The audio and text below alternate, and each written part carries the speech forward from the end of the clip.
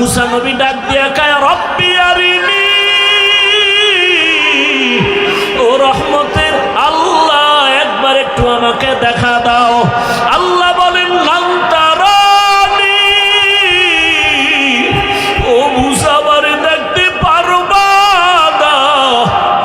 মুসা নবী বারবার বলে রব্বি আরিনি, আল্লাহ বারবার বলেন লান তারানি। মুসা নবী বলেন আসো আমাকে একটু দেখা দাও। রবের নাম নাও, রবের নাম শুনি, রবের আওয়াজ শুনি, এত মজা এত মজা।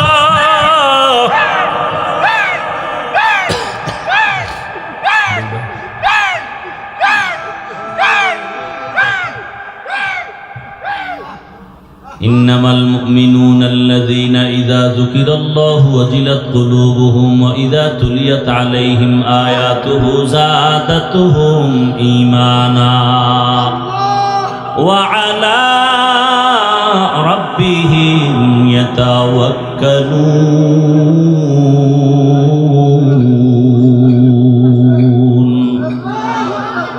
আল্লাহ বলেন যারা খাঁটি ঈমানওয়ালা, এদের সামনে যখন আমার নাম বলা হবে, আল্লাহর নামের জিকির হবে, নাম উচ্চারণ হবে, তখন তাদের কলবে ঝালঝালা শুরু হয়ে যাবে, কলবের ভেতরে কম্পন। আর যখন কোরআনের তেলাওয়াত হবে তখন তাদের ঈমান এই পরিমাণ তাজা হয়ে যাবে। ঈমান যখন তাজা হয়ে যাবে, আরে একটা মানুষের চিন্তা চেতনা এমন, আমি প্রায় সময় বলি, শামসুল হক ফরিদপুরি রহমাতুল্লাহ আলাইহি বলেন দুনিয়াতে যত মানুষ দেখো সব পাগল। কেউ টাকার পাগল, কেউ ক্ষমতার পাগল, কেউ নারীর পাগল, কেউ বাড়ির পাগল, কেউ সৌন্দর্যের পাগল।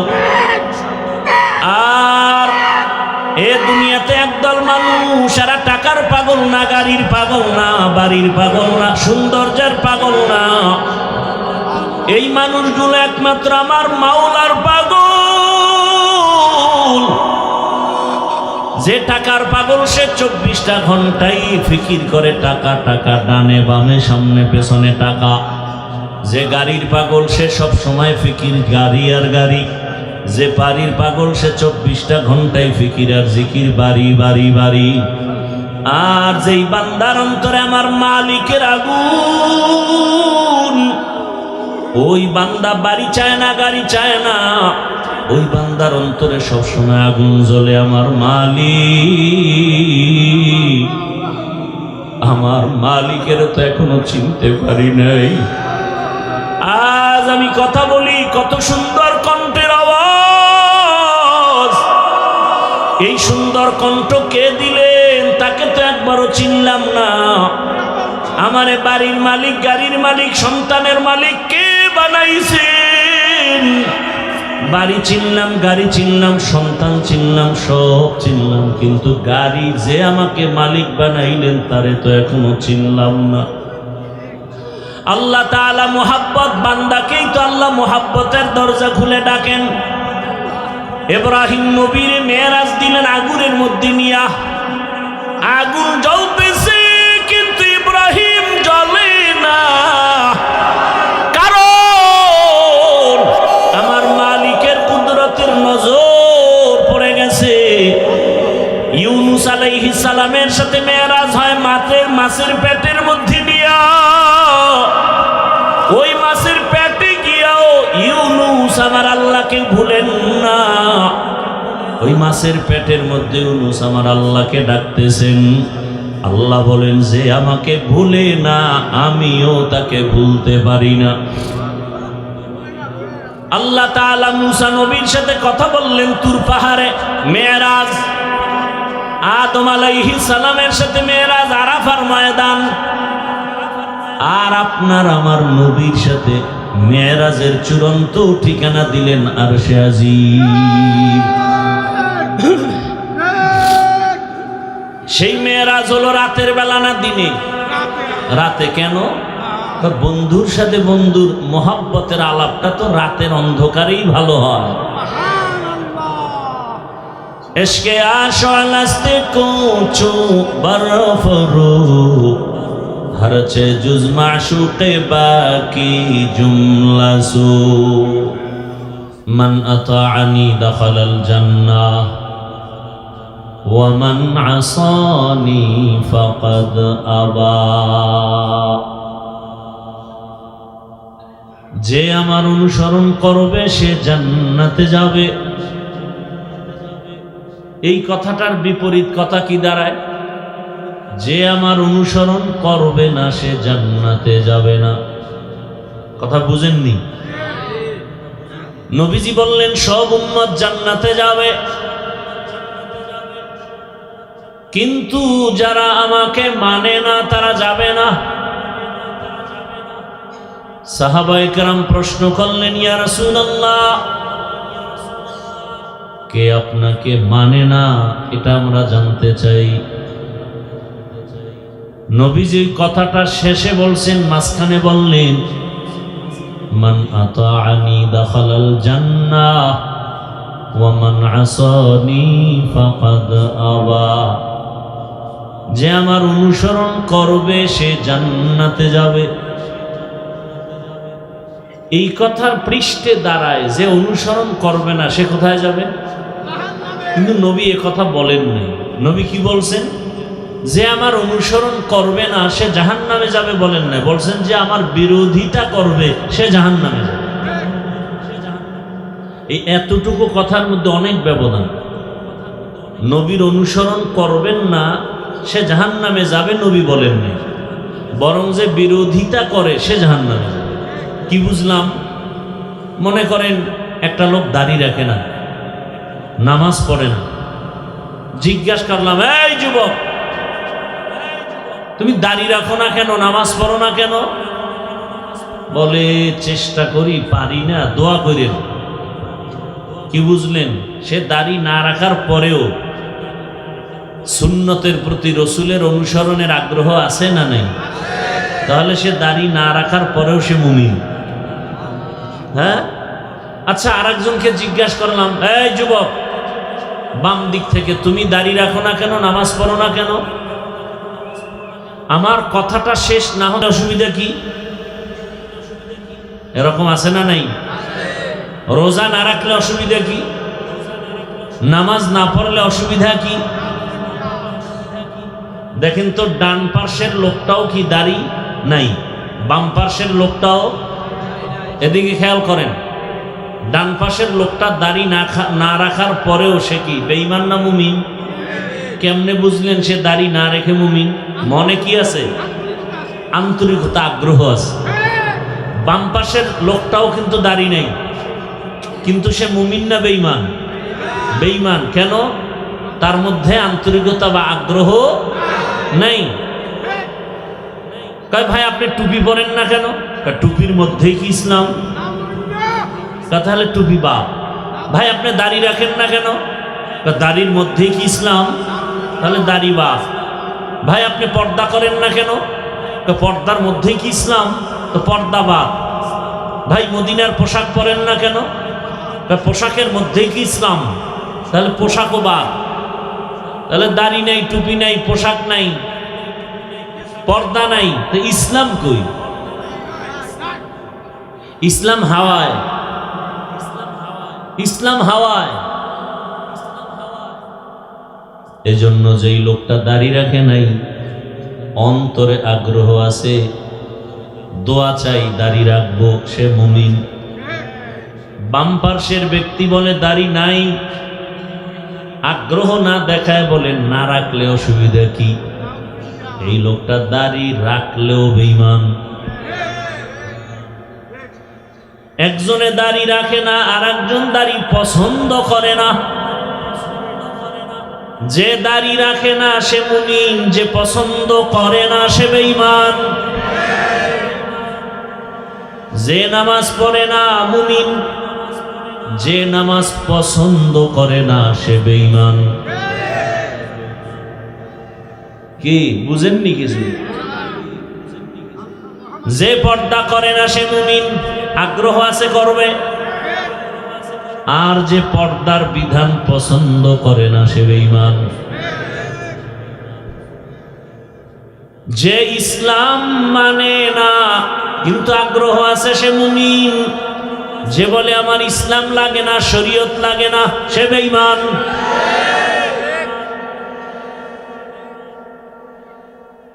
একজন ইসলামী রাজনীতি করে না, সে মুমিন, মনে আগ্রহ। আর একজন ইসলামের রাজনীতি পছন্দ করে না, সে বেঈমান। বড় কঠিন কথা। এজন্য নবী বলেছেন, যে আমার অনুসরণ করবে সে জান্নাতে যাবে, যে অনুসরণ করবে না সে জাহান্নামে যাবে। না না, যে আমার বিরোধিতা করবে সে জাহান্নামে যাবে। তো কো যাও সুন্নতে আহমদ কো যা, তো কো যাও সুন্নতে আহমদ কো যা, বা মুহাম্মদ कै बुआद निस्बत तोरा मन अहब्बा सुन्नती कौले रसूल मजदए का नमाई हम कुन कबूल। হাদিসের উপরে আলোচনা শেষ, এবার আয়াত। কোরআনে হাকিমের মধ্যে 114 সূরার এক সূরার নাম সূরায়ে বনী ইসরাঈল। এই সূরাটার নাম আরেকটা আছে সূরায়ে ইসরা। এই সূরার আরেক নাম সূরাতুস সুবহান, কারণ সুবহান শব্দ দিয়ে সূরাটা শুরু। শুরুতেই মেরাজের ঘটনা সম্বলিত আয়াত আল্লাহ নিয়ে আসেন। প্রচালিত বা প্রসিদ্ধ নাম হলো বনী ইসরাঈল। বনী মানি সন্তান, ইসরা মানি বান্দা, ইল মানি আল্লাহ।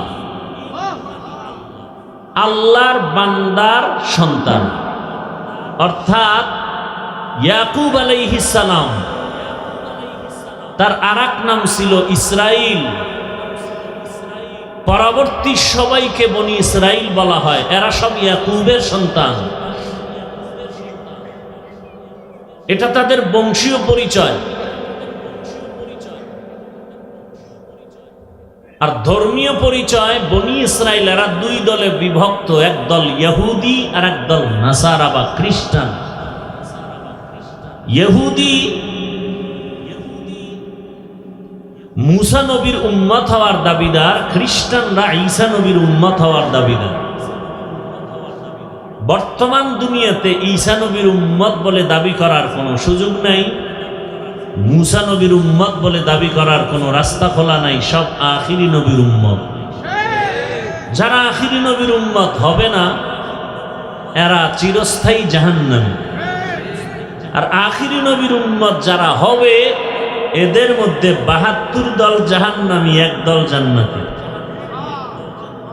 যারা আখিরি নবীর উম্মত হবে না এরা বিনা হিসাবে জাহান্নামী। আর যারা আখিরি নবীর উম্মত হবে এদের মধ্যে আবার কয় দল? 73 দল। এর মধ্যে এক দল জান্নাতে যাবে, বাকি 72। এই 72 দলের মধ্যে হিন্দু নাই, বৌদ্ধ নাই, খ্রিস্টান নাই, ইহুদি নাই, সব মুসলমান। এক দল জান্নাতে যাবে। সাহাবায়ে কেরাম প্রশ্ন করলেন, মান হিয়া ইয়া রাসূলুল্লাহ, যেই দলটা জান্নাতে যাবে তাদের পরিচয় কি? আলামা আনা আলাইহি ওয়া আসহাবি। রহমতের নবী বললেন, আমার আদর্শ যারা মেনে চলবেন আর আমার ছাত্র সাহাবাদের আদর্শ যারা মেনে চলবেন তারা জান্নাতি। অতএব বর্তমান দুনিয়াতে যে বলে আমরা নবী মানি সাহাবা মানি না, তাদেরকে বাছাই করে নেও। এরা মুমিন মুসলমান হলেও 72 দল জাহান্নামীদের অন্তর্ভুক্ত। তো কো যাও সুন্নতে আহমদ কো যা, বা মুহাম্মদ कै बुआद निस्बत तोरा मन अहब्बा सुन्नती कौले रसूल मजदे का नमाई हम कुन कबूल। ঘুমে ধরছে আপনাদের? বাসায় গিয়ে তো মোবাইল চালাবেন, ঘুমাবেন না, গুনাহ করবেন। কেউ দেখে না, কে দেখেন? আল্লাহরে ফাঁকি দেওয়া যাবে? মানুষ কয় হাফিজুর রহমান খুব ভালো মানুষ, আল্লাহ কয় আমি তো জানি তুই ভালো না খারাপ। আমি জানি তুই রাতের বেলা মোবাইল চালাও, তোর হাত না পাক, তোর চোখ না পাক, তোর জিহ্বা না পাক, তোর অন্তর না পাক। এত সোজা না জান্নাত পাওয়া? জান্নাত পাওয়া যদি সোজা হইতো,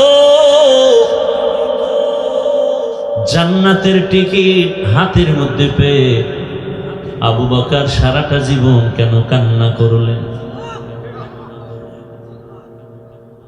রহমতের নবী আমার এশার নামাজের সাথে সাথে ঘুমায়া যান, কারো সাথে কোনো কথা নাই। রহমতের নবী মসজিদে নববীর পাশেই তো হুজুরা আম্মা জান আয়েশা রাদিয়াল্লাহু আনহার হুজুরা। এশার নামাজ আনতে নবী ঘুমিয়ে পড়েছেন। আম্মা জান আয়েশা রাদিয়াল্লাহু আনহার হুজরার ভেতরে নবী বলেন, আমি যখন ঘুমায় যাই আমার চোখ যদিও বন্ধ হয়, আমার কলব কখনো ঘুমায় না। আমার কলব অল টাইম জিন্দা। আমার ঘুম যখন চেপে আসলো, হঠাৎ ঘুমের মাঝে কান্নার আওয়াজ, আমার চোখ ঘুম ভেঙ্গে চোখ খুলে গেল। আমি সজাগ হইয়া হুজরা থেকে বের হয়ে আমি নজর করে দেখলাম মসজিদের মধ্যে কান্নার আওয়াজ। এই গভীর রাতে কে কাঁদেন? ভাবছিলাম কোনো সাধারণ কোনো বান্দা। তাকায় দেখি আমার কলিজার সাহাবী, জান্নাতের 1 নাম্বার সাহাবী আবু বকর নামাজে দাঁড়ায় দাঁড়ায় কান্না করে। আবু বকরের এই পরিমাণ কান্নার আওয়াজ, যেই কান্নার আওয়াজে আমি রহমতের নবীর ঘুম ভেঙ্গে গেল। আমি অপেক্ষায় দাঁড়ায় আছি, আবু বকর নামাজে হাউমাউ করে কাঁদতেছে। নামাজ শেষ করার পরে আবু বকর তাকায় দেখে রহমতের নবী দাঁড়ায় আছেন। আবু বকর বেকারার হয়ে রহমতের নবীর সামনে বিনয়ের সাথে বললেন, ইয়া রাসূলুল্লাহ, আমাকে মাফ করে দেন, বেয়াদবি করে ফেলেছি। আমার কান্নার আওয়াজ বুঝি আপনার ঘুম ভেঙে গেছে, আমাকে আপনি মাফ করে দেন। রহমতের নবীর যেই শরীর মুবারক একটা মশা পড়ে না, মাছি পড়ে না। রহমতের নবী ঘুমায় যায়, আমার কান্নায় ঘুম ভেঙে যাবে তো ভাবার না। রহমতের নবী বলেন, হে আবু বকর, নামাজের ভেতরে কেন কাঁদছেন? আবু বকর বলেন, ইয়া রাসূলুল্লাহ, হাসরের ময়দানের কথা আমার মনে পড়েছে, এজন্য কান্না করেছি। জান্নাতের টিকিট হাতের মধ্যে পাওয়ার পরেও আবু বকর সারা জীবন কেন কাঁদছেন? আর আপনার আমার তো নামাজ নাই, তেলাওয়াত নাই। যেইভাবে নামাজ আল্লাহ চায় ওভাবে দিতে পারি না, না রুকু আছে না সেজদা আছে। নামাজে দাঁড়াইলে দুনিয়ার পেরেশানি অন্তরে চেপে বসে। এই নামাজ দিয়া জান্নাতে যাওয়া যাবে না। আবু বকর বলেন, ইয়া রাসূলুল্লাহ, কোরআনের একটা আয়াত পড়েছি আর কান্না করেছি। কোন আয়াত? আবু বকর বলেন, ইন্নাল্লাহ আশতারা মিনাল মুমিনিনা আনফুসাহুম ওয়া আমওয়ালাহুম বিআন্না লাহুমুল জান্নাহ। আল্লাহ আয়াতে বলেছেন, আমি মুমিনের জান মাল কিনে নিয়েছি, বিনিময়ে মুমিনের জান্নাত দিয়েছি। রহমতের নবী বলেন, এটা তো খুশির কথা, এখানে কান্নার কি আছে? আবু বকর বলেন, না, হাসরের ময়দানটা বড় ভয়ঙ্কর। সব মানুষগুলো উলঙ্গ দাঁড়াবে, নারী পুরুষ সব একসাথে উলঙ্গ দাঁড়াবে। এমন কঠিন হালাত যে একদিকে সূর্যের গরম,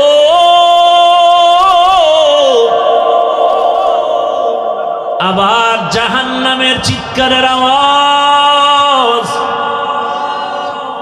ওদিকে নবী আপনিই বয়ান করে কান্না করে বলেছেন, আল্লাহ রাগ হয়ে যাবেন।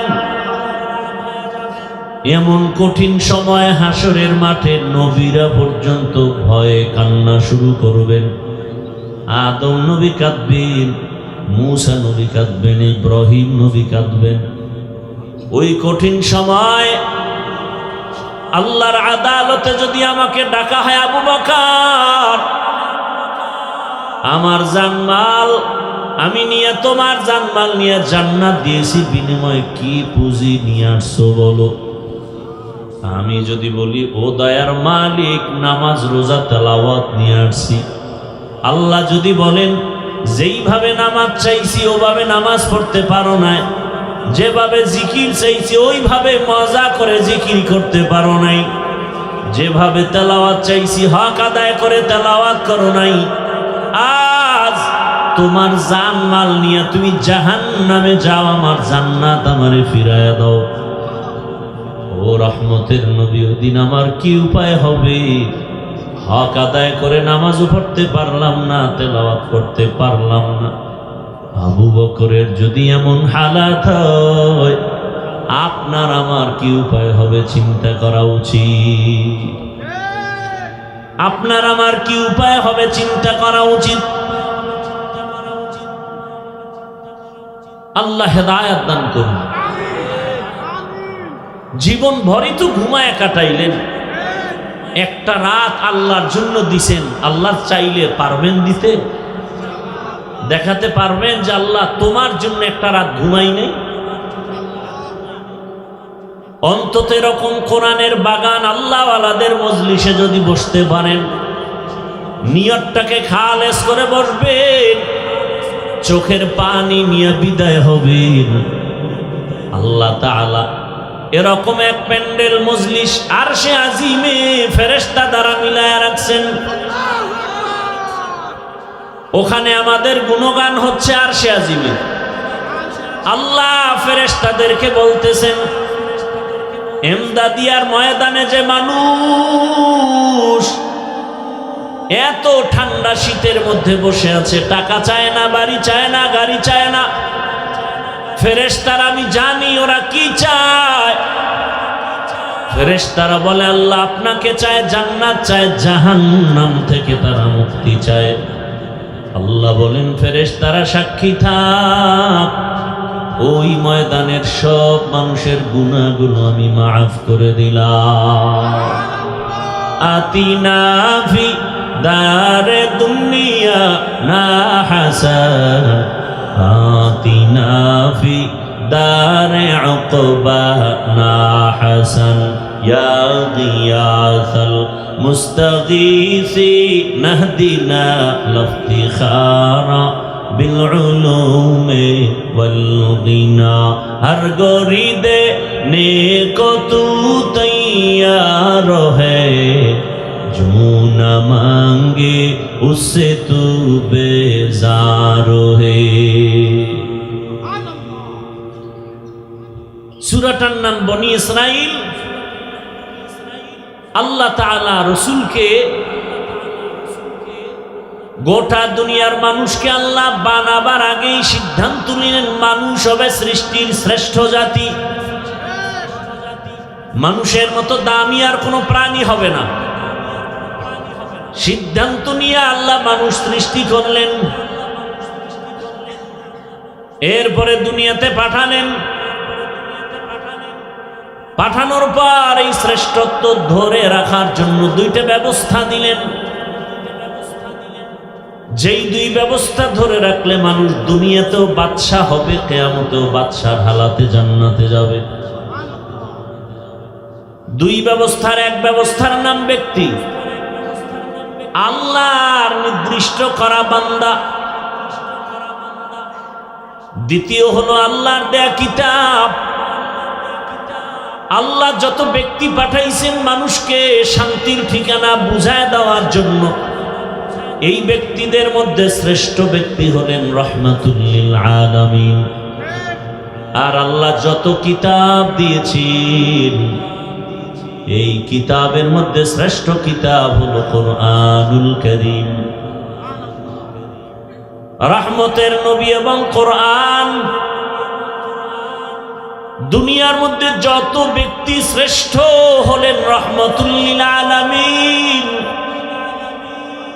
আর দুনিয়াতে যত কিতাব আছে, শ্রেষ্ঠ কিতাব হলো কোরআনুল কারীম। আমার রহমতের নবী কোন কোন কারণে শ্রেষ্ঠ? শুধু আয়াতগুলো যদি তেলাওয়াত করি ঘন্টাকে ঘন্টা চলে যাবে। আমার নবী যে শ্রেষ্ঠত্বের আয়াত আল্লাহ দিছেন, ইন্না আতাইনাকাল কাউসার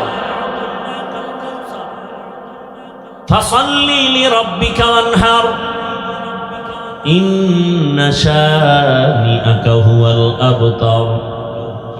নবীজিকে আল্লাহ কাউসার দান করেছেন শ্রেষ্ঠত্বের একটা কারণ। নবীজিকে আল্লাহ এত মর্যাদা দান করেছেন, তার আর এক কারণ আর এক আয়াতে, ওয়ামা আরসালনাকা ইল্লা রাহমাতাল লিল আলামিন। রহমতের নবী শ্রেষ্ঠ কেন? তার আর এক কারণ, মা কানা মুহাম্মাদুন আবা আহাদিম মির রিজালিকুম ওয়ালাকিন রাসূলুল্লাহি ওয়া খাতামান নাবিয়্যিন। রহমতের নবী শ্রেষ্ঠ হওয়ার আরো কারণ, ইন্না আরসালনাকা শাহিদান ওয়া মুবাশশিরান ওয়া নাযীরা ওয়া দাঈয়ান ইলাল্লাহি বিইذনিহি ওয়া সিরাজাম মুনীরা। রহমতের নবীর শ্রেষ্ঠ হওয়ার আরো কারণ, লাকাদ কানা লাকুম ফি রাসূলিল্লাহি উসওয়াতুন হাসানাহ। রহমতের নবী শ্রেষ্ঠ হওয়ার আরো কারণ,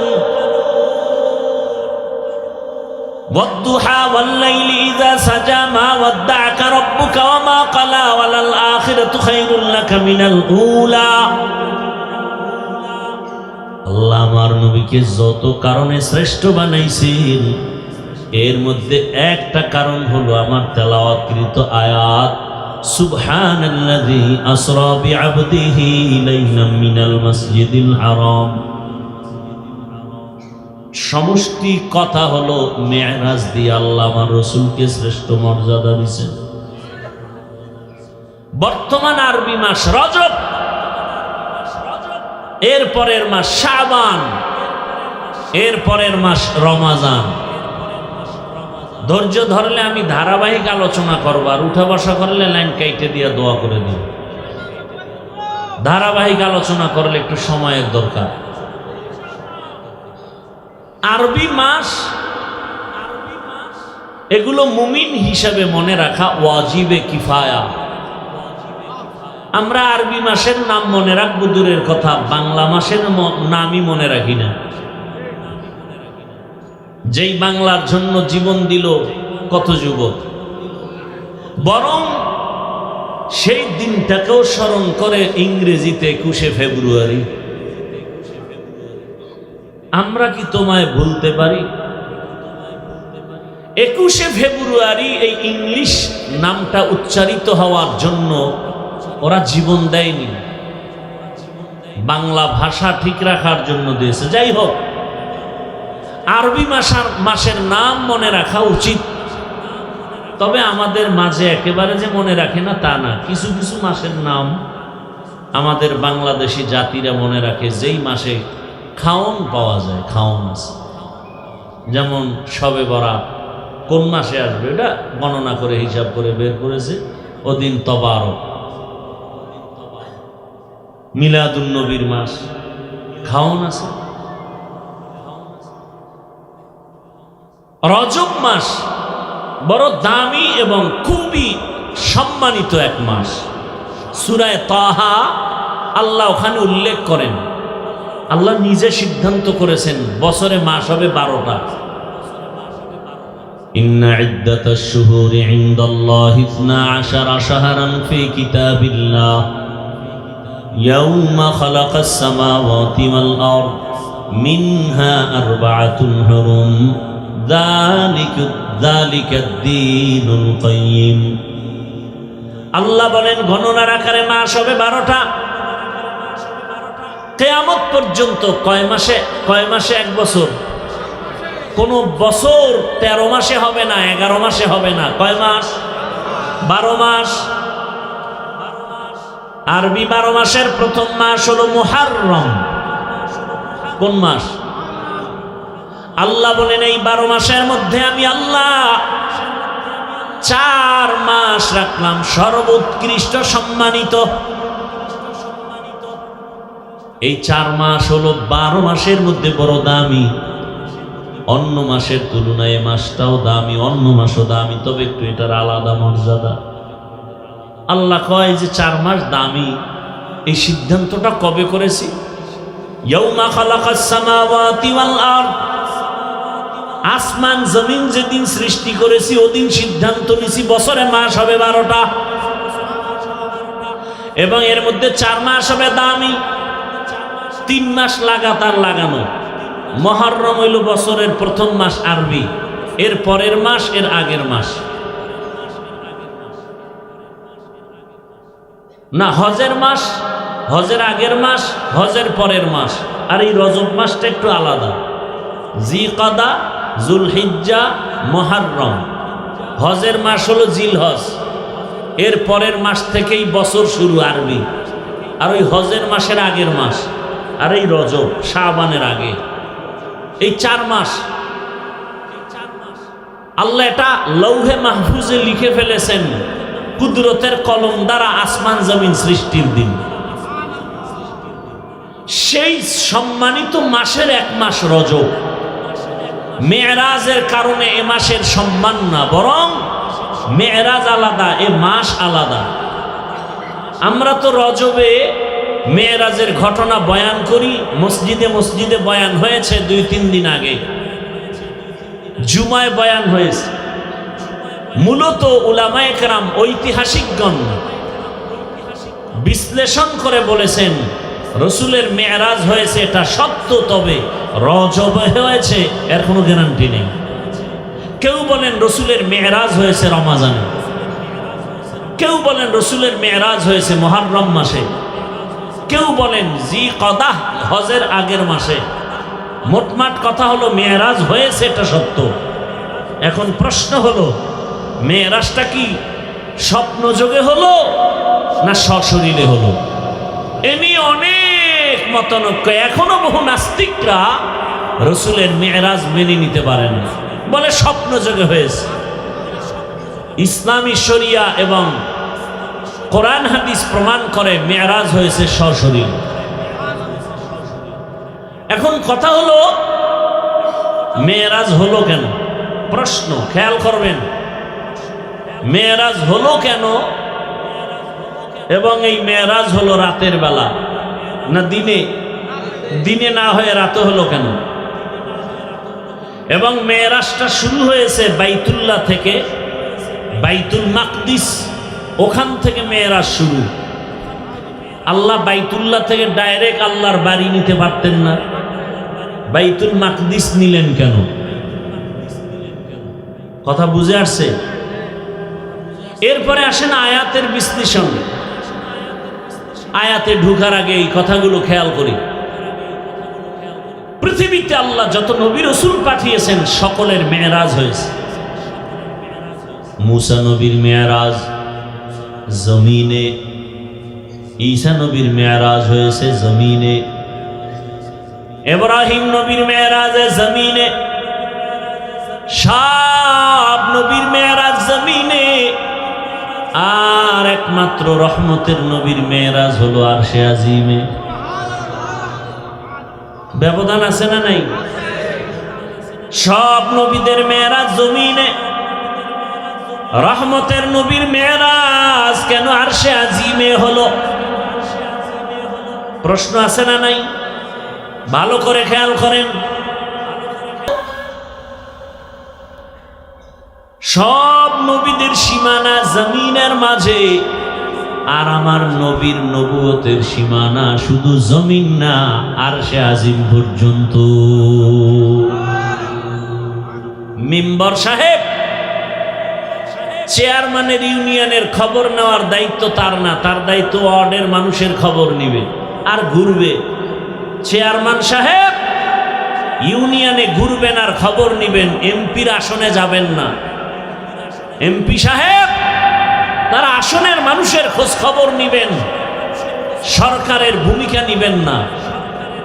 কথা ঠিক না? মুসা নবীর যতটুকু সীমানা, অতটুকুর জন্যই তিনি খোঁজ খবর নিবেন তার নবুয়তের সীমানা। ইব্রাহিম নবীর নবুয়তের সীমানা জমিনের যতটুকু দিয়েছে অতটুকু নিবেন।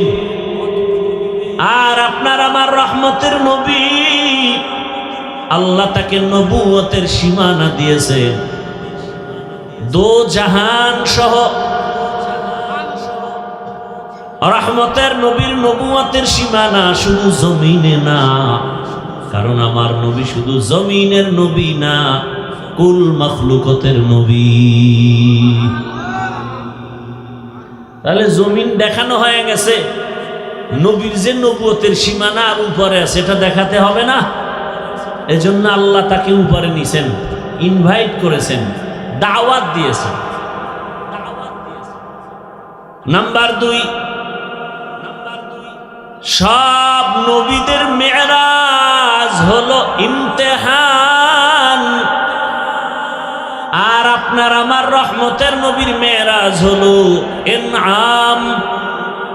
সব নবীদের মেরাজ হলো পরীক্ষা, আর আপনার আমার রহমতের নবীর মেরাজ হলো একমাত্র পুরস্কার। সব নবীর মেরাজ পরীক্ষা, আমার রসুলের মেরাজ পুরস্কার। পরীক্ষা ছাড়া পুরস্কার পায়নি। কথা বলেন না কেন? নবীরে যদি পুরস্কার দিতে আরশে আজিমে নেয় তো পরীক্ষা হইল কই? সব নবীর পরীক্ষা। মেরাজ মানে পরীক্ষা, এবং মেরাজের স্থান আদম আলাইহিস সালামের মেরাজ আরাফাতের ময়দানে, মুসা নবীর মেরাজ তুর পাহাড়ের চূড়ায়, ইব্রাহিম তার মেরাজ হলো আগুনের ভেতরে। আরে মেরাজ মানে উপরে উঠা। মেরাজ মানে কি? খেয়াল করেন, খেয়াল করেন। বয়ান ইচ্ছা করে করা যায় না, চুম্বুকে চুম্বুক টানলে না কাজ হয়। কথা ঠিক না? আল্লাহ কথা বের করে দেন, মুখস্থ করে বলা যায় না। আপনাদের দিলের আকর্ষণ, মহাব্বত কথা বের করবে। এলেমের মাস্তানি চলে না তো এ জায়গায়। বহু আলেম মাইকের সামনে বসলে কথা বলা যায় না, পারে না। বড় আলেম, আল্লাহ যাকে পছন্দ করেন আল্লাহ তাকে দিয়ে সে কাজ নিবে না। সে মাইকের সামনে কথা না বললে কি হবে? গোটা দুনিয়াতে বক্তা তৈরি করার ফ্যাক্টরিতে তারা বসে আছে। আমাদের এলেম শিখাইছেন না? এই যে আমার ওস্তাদ বয়ান করলেন মাগরিবের এশার আগে, এজন্য খেয়াল করেন। অনেকের কাছে ভালো লাগে না, না? হ্যাঁ, এই বয়ান এক জায়গায় করছিলাম প্রায় 2.5 ঘন্টার বেশি।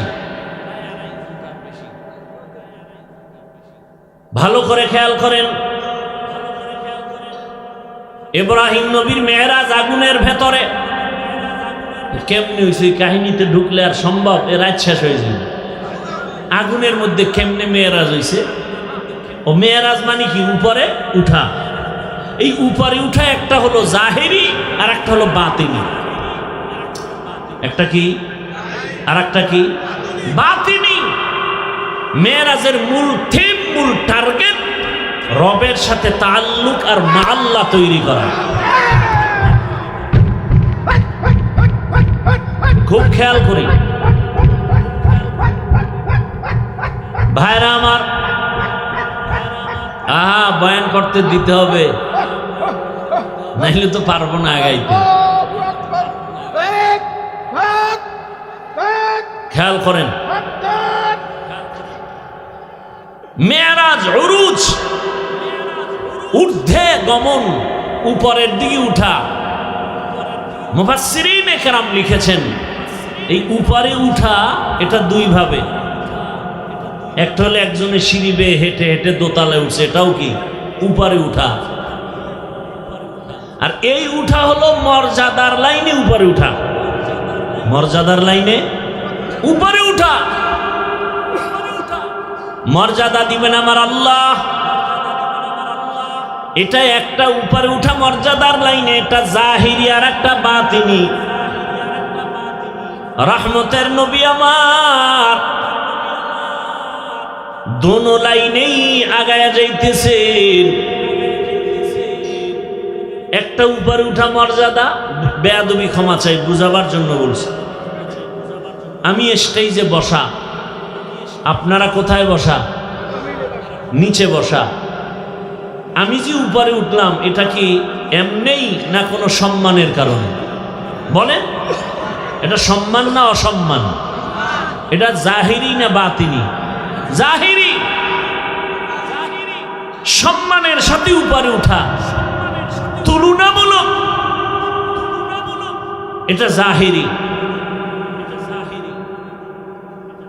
আর একটা হলো বাতিনি। একই জায়গায় বসছেন আবু বকর, ওমর, ওসমান, আলী, রহমতের নবীও। দস্তারখানে খানা চলছে, একই সাথে বসা, উপরে নিচে নাই। মর্যাদা কার বেশি? কঠিন কঠিন। এটা তো বাতিনি মর্যাদা, রসুল দোনোটা পেয়েছেন। আর মুসা নবীর মর্যাদা জাহিরি ভাবে। মেরাজ কয় না, নামাজে কি হয়? মুমিনের মেরাজ নামাজ। বড় কঠিন হালাত। আল্লাহ বান্দার সাথে মেরাজে কথা বলবেন।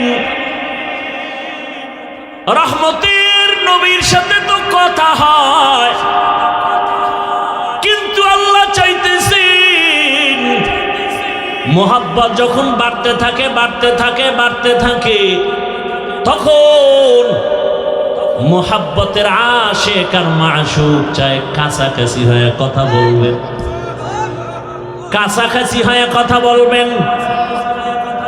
দূরে দূরে কয়দিন।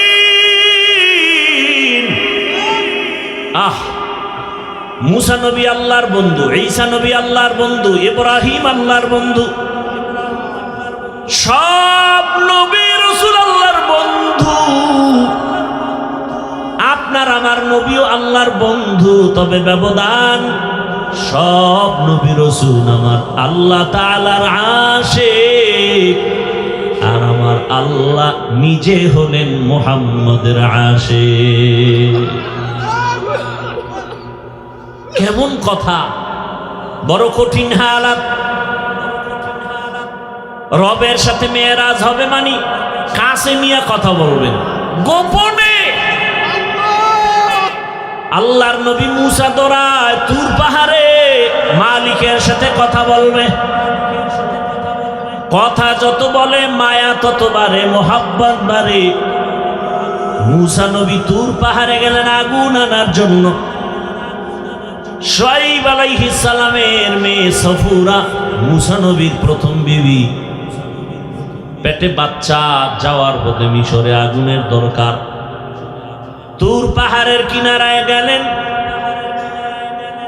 নির্দিষ্ট জায়গায় কদম রাখলেন, হঠাৎ করে একটা আওয়াজ, ইয়া মূসা ফাখলা'না আলাইক ইন্নাকা বিল ওয়াদিল মুকাদ্দাসি তুয়া। এই মূসা, জুতা খোল। কই কদম রাখছো? জুতা খোল। এটা তুরে সিনা, বড় পবিত্র জায়গা। মূসা নবী বলেন, মানুষে যদি আওয়াজ দিত, হয়তো ডান না হয় বাম না হয় সামন না হয় পিছন, কিন্তু আমার যে জুতা খোলার আওয়াজ দিল, চতুর্মুখী একটা আওয়াজ পাইলাম। আমি জিজ্ঞাসা করলাম, কে আপনি? আবার গাইবি আওয়াজ, আনা রব্বুক, আমি তোমার রব। মূসা নবী কয়, আমি যত আগাই আগুন তত পেছনে যায়। এবার কথা বলতেছি, প্রশ্ন করতেছি, জবাব পাইতেছি পর্দার আড়াল থেকে কথা। যত কথা বাড়ে মোহাব্বত বাড়ে, মোহাব্বত বাড়ে, মোহাব্বত বাড়ে। এত পরিমাণ মোহাব্বত বেড়ে গেল, কই বিবি, কই সন্তান, কই ভাই, কোনো খবর নাই। এখন তো এমন ভাবে মোহাব্বতের বন্ধনে আবদ্ধ, স্ত্রীর চিন্তা নাই, ঘরের চিন্তা নাই, ভাইয়ের চিন্তা নাই, দলের চিন্তা নাই। এখন একটাই অন্তরে, আমার রব, আমার রবের আমি কাছে পেয়ে গেলাম, কথা পাইতেছি। এখন আর বাড়ির চিন্তা নাই, কেমনে রবেরে দেখবে। হঠাৎ মায়া অন্তরে, এমন ইশক আর মুহাব্বত। মূসা নবী ডাক দিয়া কয়, রব্বি আরিনি, ও রহমতের আল্লাহ, একবার একটু আমাকে দেখা দাও। আল্লাহ বলেন, লান তারানি, ও মূসা বারে দেখতে পারবা না।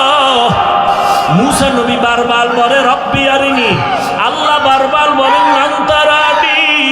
মূসা নবী বলেন, আসো আমাকে একটু দেখা দাও। রবের নাম নাও, রবের নাম শুনি, রবের আওয়াজ শুনি, এত মজা, এত মজা।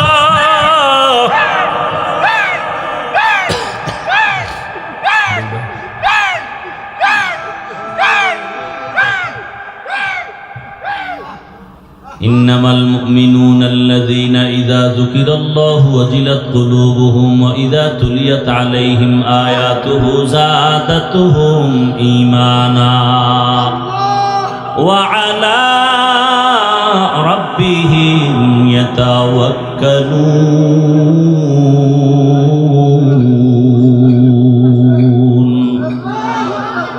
আল্লাহ বলেন, যারা খাঁটি ঈমানওয়ালা, এদের সামনে যখন আমার নাম বলা হবে, আল্লাহর নামের জিকির হবে, নাম উচ্চারণ হবে, তখন তাদের কলবে ঝালঝালা শুরু হয়ে যাবে, কলবের ভেতরে কম্পন। আর যখন কোরআনের তেলাওয়াত হবে, তখন তাদের ঈমান এই পরিমাণ তাজা হয়ে যাবে। ঈমান যখন তাজা হয়ে যাবে, আরে একটা মানুষের চিন্তা চেতনা এমন, আমি প্রায় সময় বলি, শামসুল হক ফরিদপুরি রহমাতুল্লাহ আলাইহি বলেন, দুনিয়াতে যত মানুষ দেখো সব পাগল।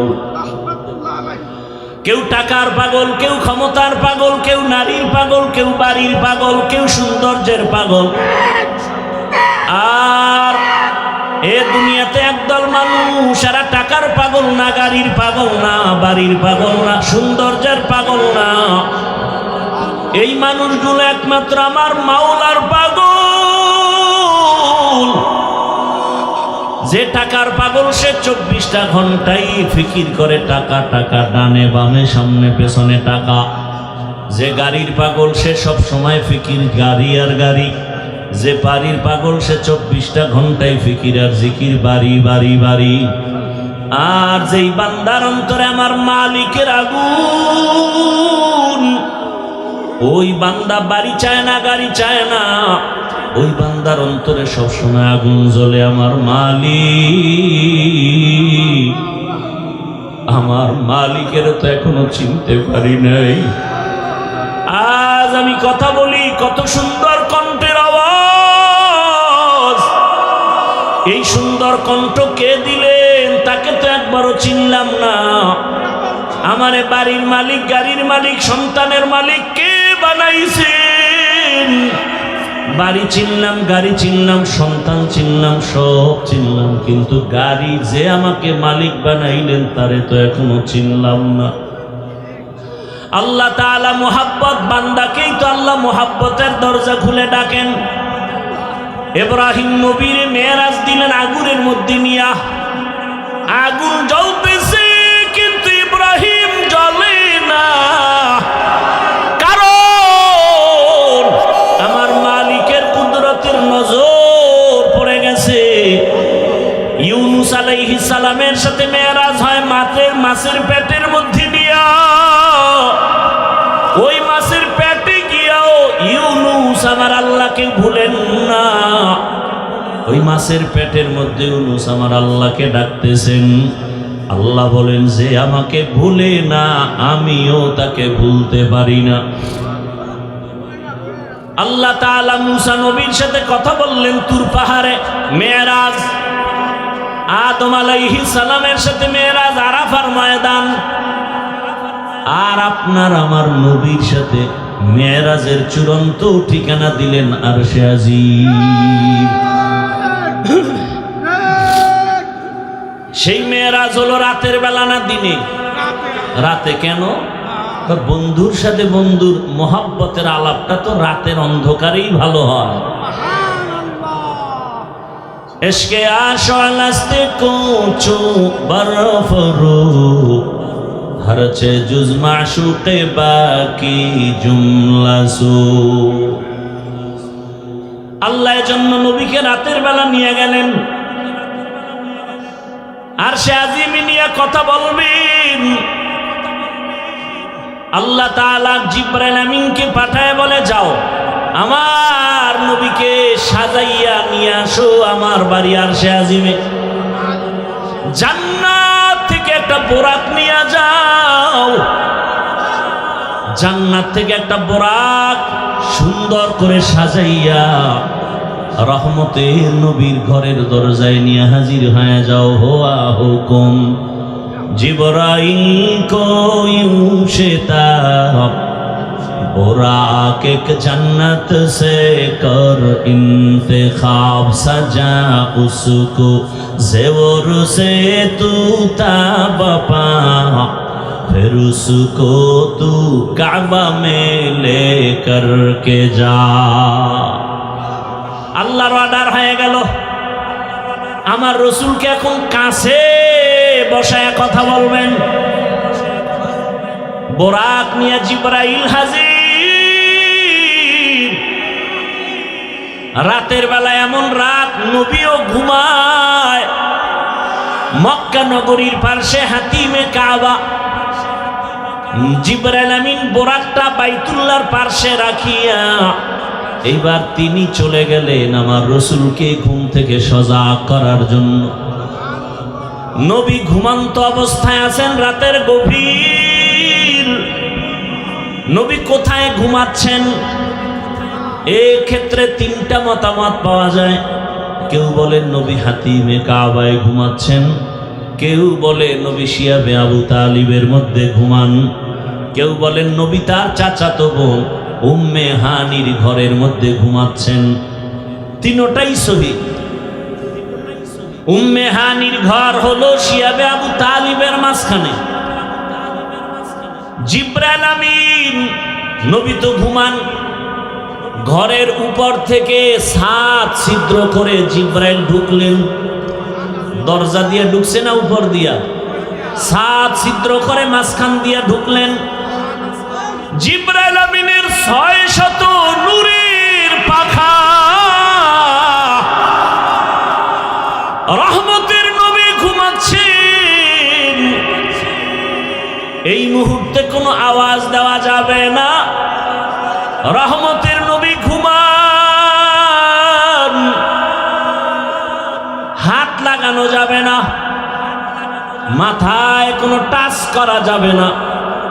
জিবরাইল 600 নূরের পাখা এক পাশে রেখে রহমতের নবীর কদম মোবারকের তলায় গিয়ে একটু পাখা লাগায় দিলেন। কেউ বলেন জিব্বা লাগাইছেন।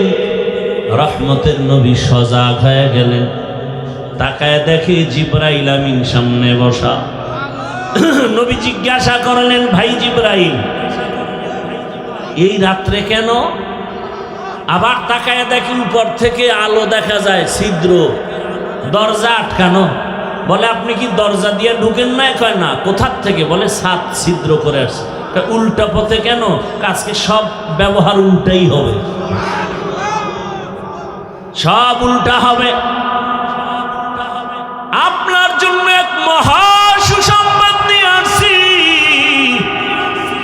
আমার আল্লাহ আপনাকে দাওয়াত দিয়েছেন, এখনই রেডি হবে, আল্লাহর বাড়িতে যেতে হবে। কেমন মজা! এগুলো বুঝবে কে? বুঝবে কে? তেরা আয়না আলমে রঙ্গ বু হে, তেরা আয়না आलमे रंग बू है, जिधर दिखता हो उधर तू ही तू है। अरे আল্লাহর মোহাব্বতের বান্দারা, সর্বাবস্থা আমার মালিকের পাওয়ার জন্য পাগল পারা হয়ে থাকে। অন্তরের মধ্যে একটা আগুন জ্বলতে থাকে। দুনিয়ায় সব পেলাম, কিন্তু আসল মালিকের যদি না পাই, আমার কোনোটাই আর জীবনে সফল হবে না। জিবরাইল আমিন বলেন, নবী রেডি হন, চলতে হবে রবের দরবারে। বোরাক রেডি। নবীকে উঠাইয়া জিবরাইল আমিন চলে গেলেন হাতিমে কাবা। বাইতুল্লাহ দেখছেন যারা, ওই চার দেয়ালের ঘরের পাশে বুক বরাবর একটা আলাদা দেওয়াল আছে, ছোট, এটা হাতিমে কাবা। পুরাটাই ছিল বাইতুল্লাহর ঘর, পুরাটাই। কিন্তু রসুলের যখন 30 বছর বয়স, ওই বাইতুল্লাহটা ভেঙ্গে নতুন করে উঠাইতে গিয়া টাকা ছিল না। হালাল ভাবে টাকা সবাই ভাগ ভাগ করে দিয়ে দেখে পুরোটা উঠানো যায় না, ওটা বাদ দিয়ে পরে করছে। কিন্তু ওটাও কাবা, কাবার অংশ। বাইতুল্লাহর মধ্যে 2টা দরজা ছিল। কয়টা? এখন একটা আছে, আর একটা নাই। ওই বরাবর ওই পাশে আর একটা। রহমতের নবীকে হাতিমে কাবায় নিলেন।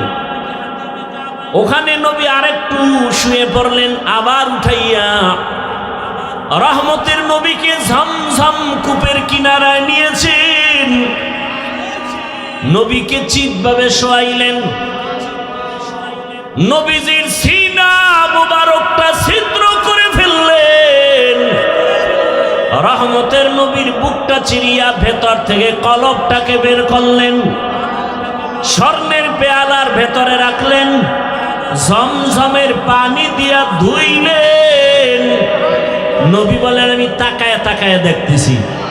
ওখানে জিবরাইল দাঁড়ানো, ওখানে মিকাইল দাঁড়ানো, আমার ডানে 70,000 রহমতের ফেরেশতা দাঁড়ানো, আমার বামে 70,000 রহমতের ফেরেশতা দাঁড়ানো, সামনে রহমতের 70,000 ফেরেশতা দাঁড়ানো, পেছনে 70,000 রহমতের ফেরেশতা দাঁড়ানো।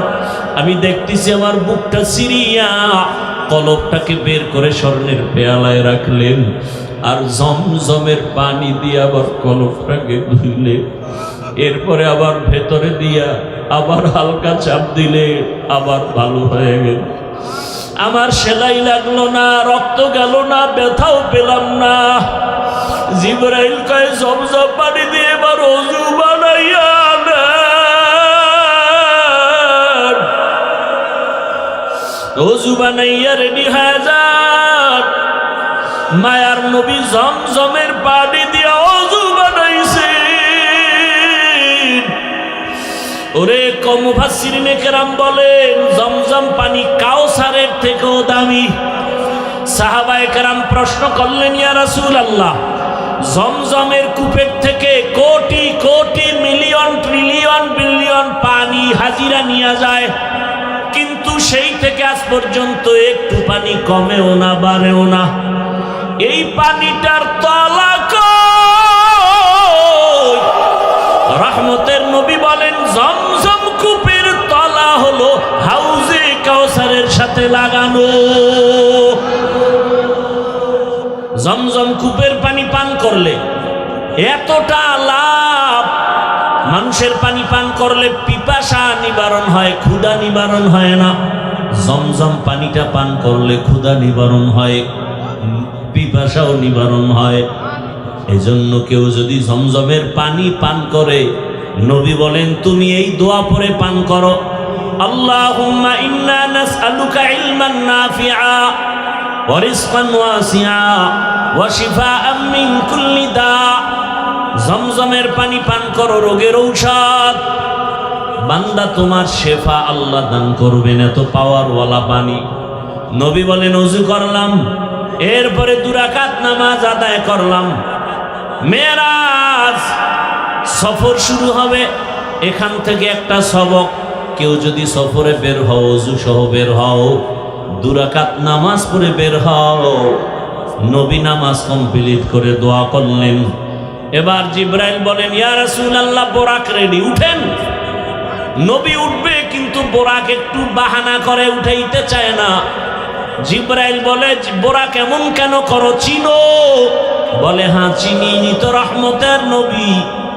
বাহানা করার একটা কারণ, নবী যদি একটু বলতেন আজ আমাকে বাহন উঠবেন, ব্যবহার করবেন, হাসরেও জান্নাতে আমাকে ব্যবহার করবেন, যদি নবী বলতেন আমি একটু খুশি হইতাম। এই কথাটা শোনার জন্য আমি বাহানা করতেছি। রহমতের নবী আমার পিঠে সওয়ার হয়ে যাবেন। রহমতের নবী উঠলেন। জিবরাইল মিকাইল চলে। বাইতুল্লাহ থেকে বাইতুল মাকদিস যাইতে 1 মাস লাগে। নবী বলেন আমি তাকায় দেখলাম এই বোরাক একটা কদম দেওয়া মাত্র বাইতুল মাকদিসে হাজির। মসজিদ থেকে মেরাজ শুরু। এজন্যই তো বান্দা মুমিনের মেরাজ হলো নামাজ। মসজিদে গিয়া নামাজে দাঁড়াও, ওখানে ঢুকার সময় ইতিকাফের নিয়তে ঢুকো। দুনিয়াবি কালেকশন সব বন্ধ, এখন রবের সাথে সম্পর্ক, রবের দরবারে হাজির হয়ে গেছো। এজন্যই তো নামাজের মধ্যে কোনো সালাম চলে না, কথা চলে না। কেন? তখন একমাত্র কথা চলে আমার রবের সাথে। নামাজের ভেতরে রবের সাথে কথা চলবে। দুনিয়ার কানেকশন বন্ধ, ব্যবসা বন্ধ, চাকরি বন্ধ, কথা বন্ধ। কেউ সালাম দেওয়া জায়েজ নাই, দিলেও নিতে পারবে না। রহমতের নবী বলেন বের হয়ে গেলাম, মাঝখানে আরো জায়গায় জায়গায় দাঁড়াইলাম। প্রথম স্টেশন মদিনাতুল মুনাওয়ারায় নামলাম, 2 রাকাত নামাজ পড়লাম। এরপরে আবার যাইতেছি, মুসা নবীর এলাকা তুর পাহাড় দেখলাম। মুসা নবীর কবরটাও আল্লাহ দেখাইছে। আমি মুসা নবীর কবরের দিকে তাকায় দেখি মুসা নবী কবরে নামাজ আদায় করতেছি। আল্লাহ রসুল বলছেন সব নবীরা কবরে জিন্দা। আল আম্বিয়া ওয়াহিয়াউন ফি কুবুরিহিম ইউসাল্লুন। সমস্ত নবী রসুল কবরে জিন্দা। আল্লাহ কোরআনে বলেন আমি এদেরকে খানা দেই, রিজিক দেই। এই হাদিসটা আওলাদে রসুল হুসাইন আহমদ মদনী রসুলের রওজার পাশে ছাত্রদেরকে পড়াচ্ছেন। ছাত্ররা কয় হযরত, নবী রসুল মসজিদে কবরের মধ্যে নামাজ পড়েন, এটা কেমনে? কয় আমাকে জিজ্ঞাও কেন? যিনি হাদিস কইছেন তিনি তো রওজায় আছে, তাকে জিজ্ঞেস করো। ছাত্ররাও তো তেমন আমাদের মতো বেআমল আর বেয়াদব না। আওলাদে রসুলের সামনে ছাত্র কত দামি। সাথে সাথে ওরা মোরাকাবায় গেল। ছাত্ররা মোরাকাবায় দেখতেছেন রহমতের নবী সিজদায় পড়ে আছেন। ভাইরা আমার, বাইতুল মাকদিসে চলে গেলেন। রহমতের নবী জিবরাইল আমিন একটা খুঁটির সাথে বোরাকটাকে বাঁধলেন। ওখানে সব নবী রাসূল এসে হাজির হয়ে গেলেন।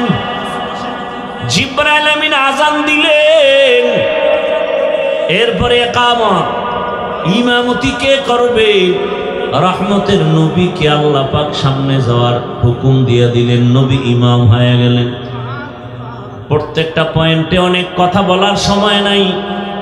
ওখান থেকে আল্লাহ পাক নবীকে আরশে আজিমের দিকে রওনা করায় দিবেন, বোরাক রেডি।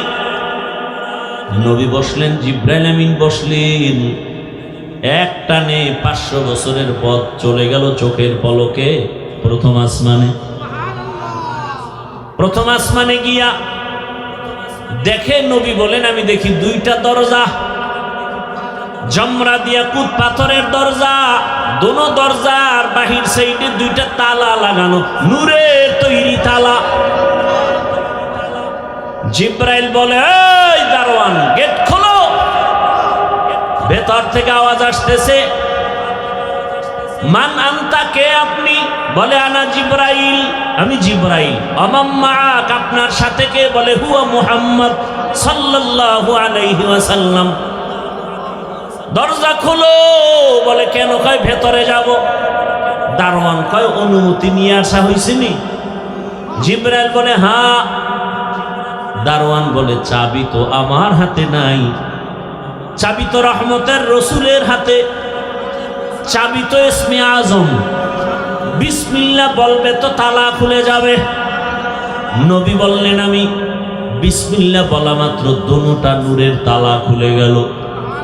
ভেতরে ঢুকলাম। নবী বলেন প্রত্যেক আসমানে 2টা করে দরজা আছে।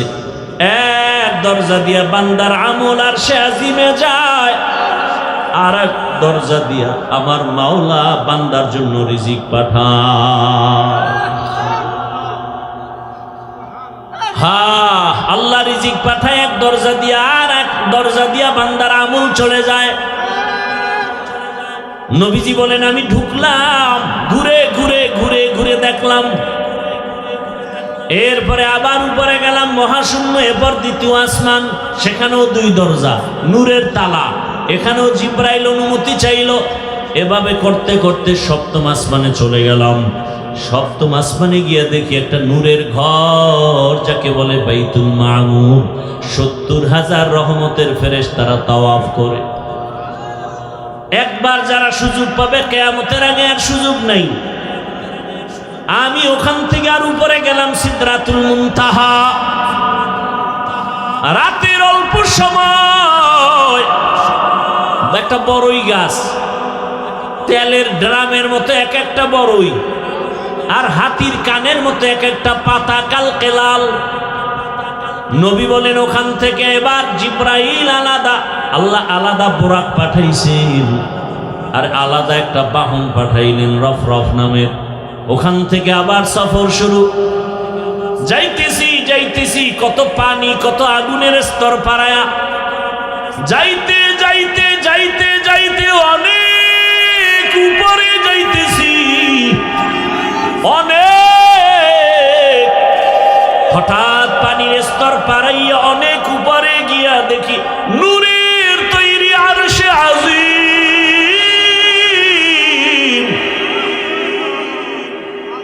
আমি ওখানে গিয়া জুতা খুলতে শুরু করলাম। হঠাৎ করে আওয়াজ আসতেছে, রহমতের নবী জুতা পরে ঢুকেন, আপনার জুতার ধুলি নেওয়ার জন্য আরো অপেক্ষায় আছে। রহমতের নবী ঢুকলেন, আরশে আজিম 8 জন ফেরেশতারা কাঁধে নিয়ে দাঁড়ানো। ওদের পা হলো 7 জমিনের নিচে। ওই ফেরেশতারা জানে না তাদের কাঁধে কি আছে। আরশে আজিমের উপরে হলো আমার আল্লাহর আসন, কুরসি। ওয়াসিআ কুরসিয়ুহুস সামাওয়াতি ওয়াল আরদ।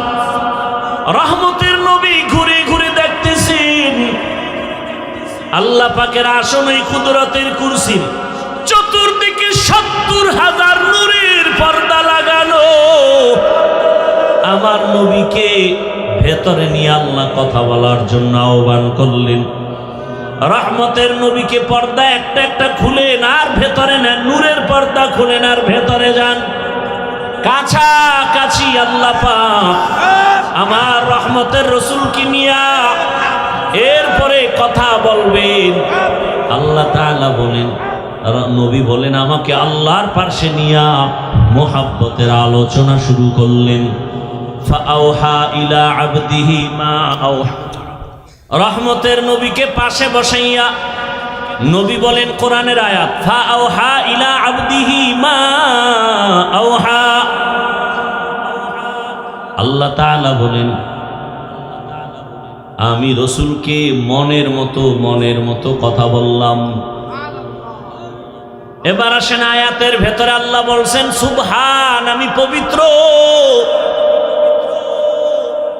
আল্লাহ তো সব সময় পবিত্র। মেরাজের ঘটনা বয়ান করতে গিয়ে পবিত্র শব্দ বললেন কেন? মুফাসসিরিনে কেরাম বলেন, মানুষ অনেকে কল্পনা করে এটা কেমনে সম্ভব, কেমনে সম্ভব, কেমনে সম্ভব। আল্লাহ বলেন, তোমার সব প্রশ্ন থেকে আমি পবিত্র, আমি সুবহানের দ্বারা সম্ভব। দুনিয়ার সবাই বলে অসম্ভব, সুবহান তার দ্বারা কি সম্ভব। ঈসা নবীকে জমিন থেকে দ্বিতীয় আসমানে যদি মাওলাই নিতে পারেন, আমার রসুলকে পারবেন না? পারেন না? মুসা নবীকে আমার আল্লাহ তুর পাহাড়ে নিয়ে কথা বলায় বেহুশ করাতে পারেন। ইউনুস নবীকে মাছের পেটে নিয়ে আবার যদি ফিরায় দিতে পারেন, তাহলে আমার রসুলকে আরশে নেওয়া অসম্ভব। আল্লাহ বলেন, সুবহান, আমি পবিত্র, সত্তার জন্য সম্ভব। বিলকিসের সিংহাসন সুলাইমান পয়গম্বরের সামনে চোখের পলকে হাজির করেছেন একজন সাধারণ মুসলমান মানুষ, কোরআন ও হাদিসের ইলমওয়ালা, আল্লাহর দেওয়া ইলমের অধিকারী, চোখের পলকে নিয়ে আসেন। এটা যদি পারে, আমার রসুলকে আল্লাহ কেন আরশে আজিমে নিতে পারবেন না? আল্লাহ বলতে গিয়ে বলেন, সুবহান, পবিত্র সত্তা, আল্লাযী আসরা বিআবদিহি, ভ্রমণ করাইলেন তার বান্দাকে। এখানে একটা পয়েন্ট খুব খেয়াল করবেন, ভ্রমণ করাইলেন আল্লাহ তার, এখানে বান্দা বলতে কে? মুহাম্মদুর রাসূলুল্লাহ। আচ্ছা, এখানে অনেক কঠিন কথা। কোরআনে হাকিমে আমার আল্লাহ নূহ নবীকে নাম ধরে ডাকছেন, ইয়া নূহ। ইব্রাহিম নবীরে ডাকলেন, ওয়ানাদাইনাহু আইয়া ইব্রাহিম। মুসা নবীরে ডাকলেন, আমা তিলকা বিয়ামিনিকা ইয়া মুসা। কিন্তু কোরআনে হাকিমে কোথাও আমার রব আমার রসুলের নাম ধরে ডাকেন নাই। খুব খেয়াল করিয়েন, আল্লাহ পাক আমার নবীকে যত জায়গায় ডাকছেন সম্মান সূচক শব্দ দিয়ে ডাকছেন, ইয়া আইয়ুহাল মুজাম্মিল কুমিল লাইলা ইল্লা কলিলা, ইয়া আইয়ুহাল মুদ্দাসসির কুম ফাআনজির ওয়া রাব্বাকা ফাকাব্বির ওয়া সিয়াবাকা ফাতাহহির। আমার নবীকে রহমাতুল লিল আলামিন উপাধি দিয়ে সম্বোধন করলেন। আমার নবীকে শাহিদা ওয়া মুবাশশিরা বলে সম্বোধন করলেন। আমার নবীকে সম্বোধন করলেন তাহা, ইয়াসিন। কোথাও নাম নিলেন না, কিন্তু শব্দগুলো যে আল্লাহ সম্বোধন করলেন বড় দামি। পৃথিবীর ইতিহাসে রসুলের একটা সফর হলো মেরাজ, এটা বেঈমানেরা মানতে পারে না। এত বিশাল বড় একটা অলৌকিক ঘটনার ক্ষেত্রে আমার রসুলকে একটা দামি শব্দ দিয়ে সম্বোধন না করে শুধু বান্দা বললেন কেন? একটা নরমাল শব্দ। আমরাও বান্দা, ইহুদিরাও বান্দা, খ্রিস্টানেরাও বান্দা, আমার রসুলও বান্দা। বান্দা শব্দ নবীকে কেন বলা হলো? এর চারটা কারণ আছে। কয় কারণ বলবো? একটা কারণ বলি, বাকি বলার সময় হবে কিনা জানি না। আমার আল্লাহ আমার রসুলকে বান্দা বললেন কেন? এত নরমাল শব্দ। আমরাও বান্দা, রসুলও বান্দা, ইহুদিরাও বান্দা, খ্রিস্টানেরাও বান্দা, নবীও বান্দা। আল্লাহ পাক নবীকে বান্দা বলার এখানে চারটা কারণ। এক নাম্বার কারণ হলো আমার নবী নিজেই নিজেরে বান্দা বললে বড় খুশি হয়ে যান। আমার নবীকে বান্দা বলতে গেলে নবী নিজেই বড় খুশি। ওই যে হুদাইবিয়ার সন্ধির সময় খেয়াল করেন, যখন লেখাপড়া শুরু, লিখতেছে হযরত আলী কাগজ, তো নবী তো লেখতেও পারেন না, দেখা পড়তেও পারেন না। এখন সন্ধির মধ্যে লেখছে মুহাম্মদ ইবনে আব্দুল্লাহ মিন রসুলিল্লাহ, আল্লাহর পক্ষ থেকে যিনি রসুল তিনি মুহাম্মদ আব্দুল্লাহর ছেলে। এখন মুশরিকরা কয়, এই রসুল লেখা হলো কেন? রসুল যদি মানি তার তার সন্ধি থাকে না। আমরা তো মুহাম্মদকে মুহাম্মদ মানি, রসুল মানি না। এখন ওমর তরবারি নিয়ে রেডি, নবী অর্ডার দিলি সাইজ করে ফেলাম। নবীকা না ঝগড়ায় যাইও না, চুক্তি হইতেছে, এইবার রসুল নামটা কেটে দাও আলী। আলী কয়, নবী আপনি কি রসুল না? বলে হ্যাঁ। কাটবো কেন? আমার কল্লা কাটতে পারি, রসুল কাটবো না। ওমরও রেডি, কাটবে না। এইবার নবী কয়, তাহলে আমার কাছে দাও। নবী নিছেন চুক্তিপত্র নিয়ে, বলে রসুল শব্দটা লেখা কোথায়? আমাকে আঙ্গুল দিয়া ধরাও। নবীকে ধরায় দিছেন। নবী শাহাদাত আঙ্গুলটা রেখে এভাবে একটা টান দিছেন, লেখা মুছে গেছে। নবীজি নিজের বান্দা বললে বড় খুশি হয়, কারণ আম্মা জান আয়েশা রাদিয়াল্লাহু আনহা একদিন রহমতের নবীকে জিজ্ঞাসা করেন, ইয়া রাসূলুল্লাহ, আপনি এত কষ্ট করেন, ইবাদত করেন, পা ফুলে যায়, এত পরিমাণ রসুল ইবাদতে সময় কাটান, পা ফুলে যায়। নবীজি কি বললেন জবাবে? আফালা আকুনা আবদান শাকুরা, ও আয়েশা, আমি কি আল্লাহর শুকরগুজার বান্দাদের মধ্যে অন্তর্ভুক্ত হব না? তাহলে নবী নিজেকে বান্দা বললে কি হয়? খুশি হয়। এই জন্য দেখছেন নি, ওই আরশে আজিমের মধ্যেও নবীকে বান্দা বলা হলো। ফাআওহা ইলা আবদিহি মা আওহা, আল্লাহ বলেন আমার বান্দার কাছে আমি ওহী নাজিল করলাম, যা বলার বলছি, এটা আর গোপন প্রকাশ না। এবার আরো মজার কথা, নবীর জিগে আপনি যে আমার বাড়ি আসছেন, হাদিয়া নিয়ে আসা দরকার না? কি নিয়ে আসছেন? নবী বলেন আত্তাহিয়াতু লিল্লাহ ওয়াসসালাওয়াতু ওয়াত-তাইয়্যিবাত, তিনটা নিয়ে আইছি হাদিয়া। আল্লাহ কয় আমিও তিনটা দিলাম। আসসালামু আলাইকা আইয়ুহান নবী ওয়া রাহমাতুল্লাহি ওয়া বারাকাতুহু।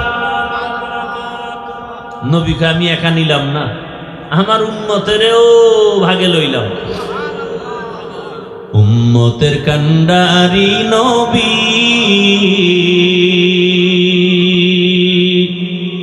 কাঁদছেন উম্মতের লাগি,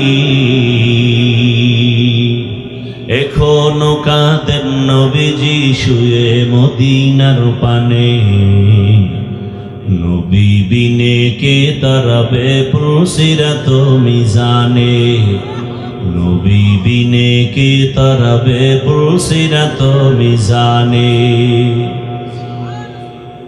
রহমতের নবী যখন বললেন আমার উম্মতেরও শামিল করি, আসসালামু আলাইনা কেন না কেন, ওয়া আলা ইবাদিল্লাহিস সালিহিন।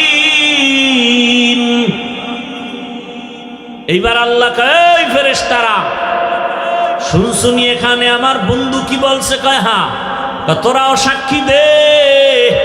ফেরেশতারাও বলল আশহাদু আল্লা ইলাহা ইল্লাল্লাহু ওয়া আশহাদু আন্না মুহাম্মাদান। কারা কইছে এই কথা?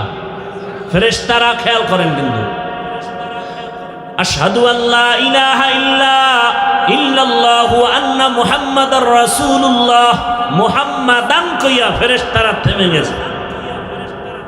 মুহাম্মাদান আবদুহু ওয়া রাসূলুহু। এখন কয় আল্লাহ কয় ফেরেশতারা থামলা কেন? কয় কি বলবো? রাসূলুহু কয় না। কি বলবা? কয় আবদুহু বল আগে, পরে রাসূলুহু।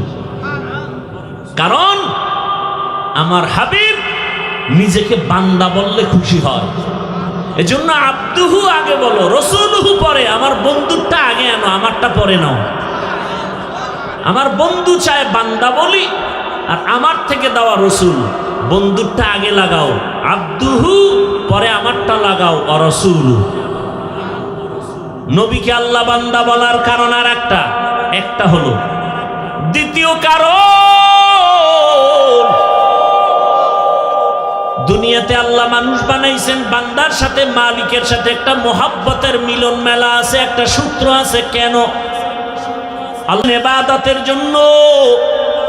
যারা ইবাদত করে তাদের বলে বান্দা, আব্দ। আর যার ইবাদত করে তিনি হলেন মাবুদ। আর কাজের নাম ইবাদত।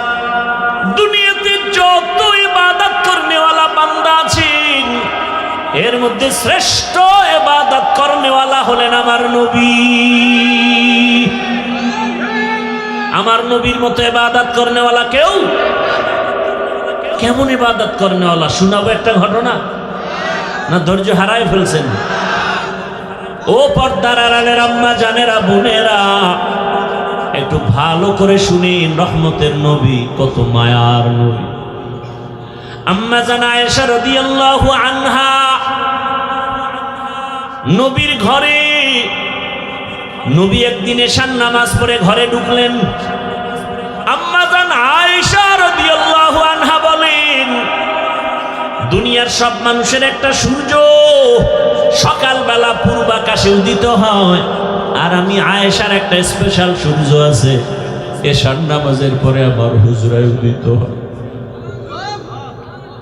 আমার মায়ার নবী। আম্মা জান আয়েশা বলেন, আমি একদিন চিকন একটা সুই নিয়ে সেলাইয়ের কাজ করতেছি, হঠাৎ সুইটা পড়ে গেল। আগুন নাই, বাতি নিভে গেছে, তেল নাই। আমি সুইটা পাই না, অপেক্ষা করতেছি অন্ধকারে। হঠাৎ আমার সূর্য ঘরের মধ্যে চলে আসে। রহমতের নবী ঘরে আসা মাত্র আমার ঘরটা আলোকিত হয়ে গেছে। আমি সুইটা দেখি খুঁটির গোড়ায় পড়ে আছে। মায়ার নবী ঘরে আইসাই বলে, ও হুমায়রা। নাম কি? আয়েশা। নাম কি? নবী মাজা কইরা মায়া কইরা ডাকছেন কি? হুমায়রা। কারণ আম্মা জান আয়েশা রাসূলের সাথে বিবাহ হয়েছে 6 বছর বয়সে। আর আম্মা জানের 9 বছর যখন বয়স, রাসূলের ঘরে আসছেন। 18 বছর যখন বয়স, তখন নবী চলে গেছেন। হিসাবটা বুঝে থাকলে বলেন, 6 বছরে বিবাহ হলো, 9 বছরে আম্মা জান নবীর ঘরে গেলেন, আর 18 বছর বয়সে রাসূল দুনিয়া থেকে চলে গেলেন। আম্মা জান রাসূলের ঘরে সংসার করলেন কতদিন? কয় বছর? আম্মা জান আয়েশা মাত্র 18 বছরের নারী, নবীর সোহবত পেলেন মাত্র 9 বছর। আম্মা জান বলেন, আমি 9 বছরে রাসূল থেকে কি পাইছি শুনো। ও পর্দার আড়ালের আম্মা জান আয়েশা রাদিয়াল্লাহু আনহা বলেন, আমি 9 বছর রাসূলের ঘরে থেকে আমি 2000-এর উপরে হাদিসের হাফেজা হয়ে গেছি। কোরআনের ভেতরে বড় তাফসীর করেনেওয়ালা আম্মা জান আয়েশা। আম্মা জান বর্ণনা করেন আর বলেন, নবী আয়েশা ঘরে ডাক দিয়া বলেন, ও হুমায়রা। আমি তো খুশি।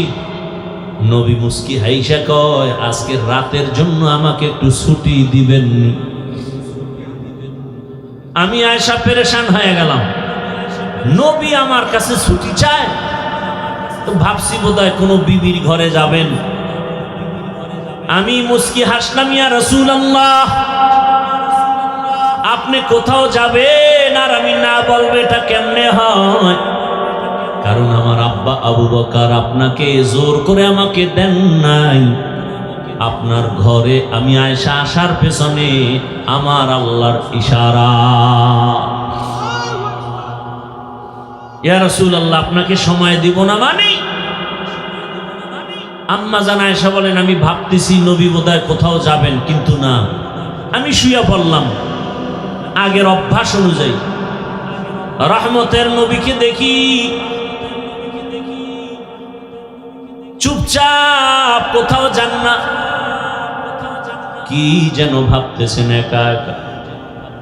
আমি শুইয়া ঘুমানের বাহানায় চুপ করে আছি, দেখি মায়ার নবী কি করেন।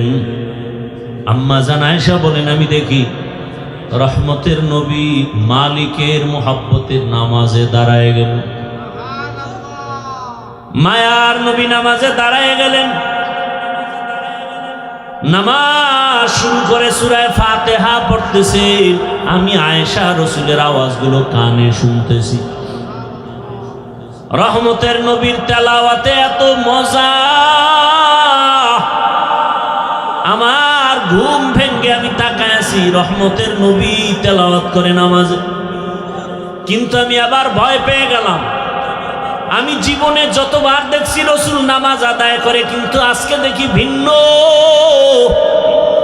রহমতের নবী নামাজে অঝোর ধারায় কান্না করতেছেন, কান্না কান্না, দাড়ি ভিজে ভিজে চোখের পানি পড়ে। নবী তেলাওয়াত করে আর কাঁদেন। কোরআনে হাকিমের বড় সূরা সূরা বাকারা তেলাওয়াত শুরু করলেন। মনে করলাম অর্ধেক গিয়ে রুকুতে যাবেন, কিন্তু দেখি না, নবী কাঁদেন আর তেলাওয়াত করেন। করতে করতে পুরা সূরা বাকারা, এত বিশাল সূরাটা শেষ করে ফেললেন। ভাবলাম এবার নবী রুকুতে যাবেন, দেখি না, পরের সূরাটাও শুরু করলেন। নবী তেলাওয়াত করতেছেন আর কান্না করতেছেন। এর পরের সূরাটাও তেলাওয়াত করলেন। অঝোর ধারায় রাসূলের কান্না। আমি আয়েশা ভয় পেয়ে গেলাম, মনে হয় রহমতের নবী জীবনের শেষ নামাজ বুঝি আদায় করতেছে। এত কান্না। রহমতের নবী মাত্র প্রথম রাকাতে এতগুলো সূরা পড়িয়া দীর্ঘ সময়, রাত অনেক পার হয়ে গেল, নবী সবে মাত্র রুকুর মধ্যে গেলেন। ভাবলাম নবী রুকু তাড়াতাড়ি করবেন। নবীকে জীবনে আমি এত দেরি করতে দেখি না, এত দেরিতে রুকুতে গেলেন আর দেরি করলেন। ভাবলাম মনে হয় নবী উঠবেন না। অনেক সময় পার হয়ে গেল, কান্না তো বন্ধ নাই। এক পর্যায়ে রাসূল দাঁড়ায় গেলেন, রুকু থেকে দাঁড়াইয়া কান্না অবস্থায় আবার সিজদায় চলে গেলেন। মাত্র প্রথম রাকাতের প্রথম সিজদায় গিয়া নবী এত মায়ার কান্না শুরু করলেন। নবী মাথা উঠান না। আমি ভয় পেয়ে গেলাম, নবীর জীবনের শেষ নামাজ নাকি। আমারও ভয়। রহমতের নবী প্রথম রাকাতের প্রথম সিজদায় পড়ে আছেন, কান্না। নবী মাথা উঠান না, উঠান না, উঠান না। হঠাৎ করে আমি আয়েশা কান সোজা করে শুনি, মসজিদের হুজরার বাহিরে বেলালের কণ্ঠের আওয়াজ। বেলাল ডাক দেয় প্রতিদিন, আজও ডাক দিয়া কয়, ইয়া রাসূলুল্লাহ, আজ নামাজের ফজরের সময় কাছে, তাড়াতাড়ি প্রস্তুতি নেন ফজরের নামাজ আদায় করার জন্য। নবী এখনো প্রথম রাকাতের প্রথম সিজদায় পড়ে কান্না করেন, এখনো দ্বিতীয় সিজদা করেন নাই, দ্বিতীয় রাকাতও পড়া হয় নাই। রহমতের নবীর কান্না মনে হয় পুরা ঘর নামাজের জায়গা ভিজে গেল।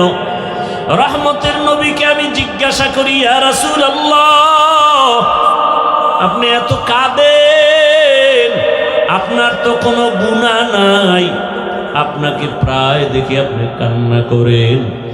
আমার নবী বলেন, আয়েশা, আমার কলিজায় কত ব্যথা তুমি জানো না রে আয়েশা।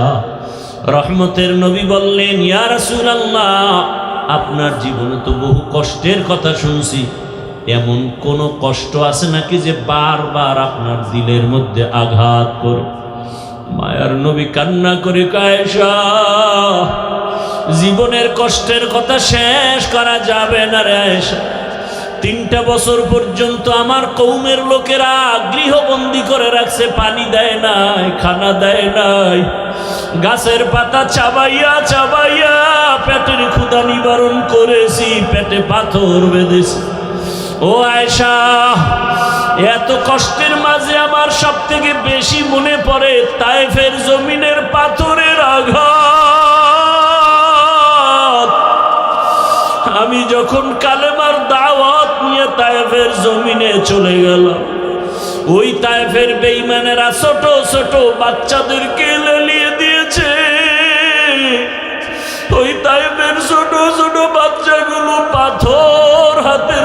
দুনিয়া আমার শরীরে বসা পড়ে না, বাসি পড়ে না রে আয়েশা। ওই তায়েফের ময়দানের ছোট ছোট বাচ্চাগুলো এত জোরে জোরে পাথর মেরেছে, মনে হয় যেন পাথরের আঘাতে বৃষ্টির মতো আমার শরীর থেকে রক্ত পড়িয়া জুতা মোবারক আটকায় গেছে। আমার ওই কাফেরদের বাচ্চাদের পাথরের আঘাত আমার শরীর থেকে রক্ত পড়িয়া জুতা আটকায় গেছে, আমি সহ্য করতে পারি নাই। আসমান থেকে আমার আল্লাহ জিবরাইলের পাঠায় কয়, যাও যাও। আমার মায়ার নবী কান্না করলে আমি আল্লাহ সহ্য করতে পারি না। জিবরাইল আমিন আসি আমাকে বলে, নবী আপনি কাঁদিয়েন না, আমার মাওলা সহ্য করতে পারেন না। আপনি এখন অর্ডার দেন তায়েফের জমিন উল্টায়া ধ্বংস করে ফেলি। মায়ার নবী বলে, ভাই জিবরাইল ওদের মারিও না, ওরা জানে না আমি কেমন, ওরা জানে না আমি কেমন, আমি কত বড় অসহায়, আমি কত বড় ইয়তীম। এই তায়েফের মানুষ জানে না আমি যে বাবা হারা সন্তান। আমি দুনিয়াতে আসি একবারও বাবা বলে ডাক দিতে পারি না। বাবার আদর থেকে আমি বঞ্চিত, মায়ের আদর থেকে আমি বঞ্চিত। ও জিবরাইল এদের মারিও না। ও আয়েশা, ওই তায়েফের কথা মনে পড়লে আমি আর সহ্য করতে পারি না রে আয়েশা। আমার শরীর থেকে কি পরিমাণ রক্ত জমিনে পড়ে গেছিল। আমি অসহায়, আমার বাবা নাই, আমার মা নাই, দাদাও চলে গেছে। এত কষ্টের জীবন আমার রব আমাকে এত আদর করেছেন। ওই মা হারা বাবা হারার ভেতর আমি আমার রবের ভুলি নাই। ও পর্দার আড়ালের মা বোনেরা, ও বৃদ্ধ বাবাজিরা, ও যুবক বাবারা, এই ময়দানে কত আল্লাহর বান্দা আছো, মা নাই, বাবাও নাই। আজকে মা হারা বাবা হারা সন্তানের কলিজায় কত আঘাত। এই মা বাবার চোখের পানি আর দোয়া ছাড়া মানুষ হওয়া সম্ভব না রে বাবা। ওই মায়ের চোখের পানি, বাবার চোখের পানি আর কষ্ট আজ আল্লাহ ছেড়ে বসাইছে। ওরে মা বাবার জীবনের কষ্টের ঋণ আদায় করা যাবে না রে সন্তান। আমার মায়ার নবী কাঁদেন মা হারা বাবা হারা হয়ে। ও এতিম সন্তানেরা, ওই মা বাবার চেহারাটাও কি মনে পড়ে না? কবরের মধ্যে রেখে কেমনে আরামে ঘুমাও। তোমার আমার মা জীবনে কত কষ্ট করেছে, একটু চোখ বন্ধ করে খেয়াল করো বাবারা। ও যুবকেরা, বৃদ্ধ বাবাজিরা, পর্দার আড়ালের মা বোনেরা, ওই আমার মালিকের ভুলে গেছেন। কোন দিন যেন মালিক ডাক দেয় আর থাকা যাবে না। ওই মা বাবার জন্য চোখের পানি ছেড়ে দোয়া করে। কত বাবা এত কষ্ট করে করে সন্তানকে বড় বানাইছেন। এক সময় বাবা চাল কিনতে পারে নাই, ডাল কিনতে পারে নাই। কত বাবার মনে চাইতো ইলিশ মাছ খাবে, কেনার মতো টাকা ছিল না। কত মায়ের অন্তর চাইতো বেদানা আঙ্গুর খাবে, কেনার টাকা ছিল না। আজকে সন্তান তোমার ঘরে মাছের অভাব নাই, ফলের অভাব নাই, কিন্তু ওই মাছ আর ফল কে খাবে? মা বাবায় সাদা কাপড়ের প্যাকেট হয়ে কবরে পড়ে আছে। ওরে তুমি শীতের রাতে ঘুমাইলে মা ঘুমাইতেন না, রাতের গভীরে আসিয়া দেখতেন নাই, শীতের ভেতরে গায়ে কম্বল নাই, মা বারবার কম্বল উঠায় দেয়, মশারি টানায় দেন। আজকে ওই মা বাবাকে ঠান্ডা মাটির মধ্যে রেখে যারা আরামে ঘুমাও, ওই মায়ের চেহারাটাও কি মনে পড়ে না? বাবার কথা কি মনে পড়ে না? ওই মা বাবার ঋণ আদায় কেমনে করবা? চোখের পানি ছেড়ে আল্লাহর কাছে কান্না করে দোয়া করো। আর যার মা বাবা বেঁচে আছে, ও আমার যুবক বাবারা, দোয়া নিও। ওই মা বাবার দোয়া ছাড়া জীবনের সফলতার দরজা খুলবে না রে বাবা।